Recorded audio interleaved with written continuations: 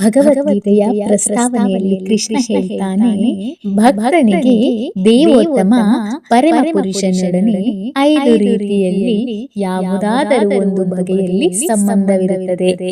ಒಂದನೆಯದು, ಒಬ್ಬ ನಿಷ್ಕ್ರಿಯ ಸ್ಥಿತಿಯಲ್ಲಿ ಭಕ್ತನಾಗಿರಬಹುದು, ಒಬ್ರು ಕ್ರಿಯಾಶೀಲ ರೀತಿಯಲ್ಲಿ ಭಕ್ತರಾಗಿರಬಹುದು, ಒಬ್ರು ಗೆಳೆಯನಾಗಿ ಭಕ್ತರಾಗಿರಬಹುದು, ಒಬ್ರು ತಂದೆ ಅಥವಾ ತಾಯಿಯಾಗಿ ಭಕ್ತರಾಗಿರಬಹುದು, ಒಬ್ರು ಮಧುರ ಪ್ರೇಮಿಯಾಗಿ ಭಕ್ತರಾಗಿರಬಹುದು. ಈ 5 ವಿಧಾನದಲ್ಲಿ ಭಕ್ತರು ದೇವೋತ್ತಮ ಪರಮ ಪುರುಷನೊಡನೆ ಹೇಗೆ ಅಂದ್ರೆ ಅರ್ಜುನ ಹೇಗೆ ಕೃಷ್ಣನೊಂದಿಗೆ ಅಲೌಕಿಕವಾದ ಸ್ನೇಹವನ್ನು ಹಾಗೆ. ಆದ್ರೆ ನಾವು ಇಂದಿನ ಬದುಕಿನ ಸ್ಥಿತಿಯಲ್ಲಿ ಭಗವಂತನನ್ನೇ ಮರೆತಿದ್ದೀವಿ. ಅಷ್ಟೇ ಅಲ್ಲ, ಭಗವಂತನೊಡನೆ ನಮ್ಮ ನಿರಂತರ ಸಂಬಂಧವನ್ನು ಕೂಡ ಮರೆತೋಗಿದ್ದೀವಿ. ಕೋಟ್ಯಾನು ಕೋಟಿ ಜೀವಿಗಳಿಗೂ ಭಗವಂತನೊಡನೆ ಇರುವ ಸಂಬಂಧಕ್ಕೆ ಇರುವ ಹೆಸರೇ ಸ್ವರೂಪ ಎಂದು ಶ್ರೀಕೃಷ್ಣ ಅರ್ಪಣಿಸಿತು.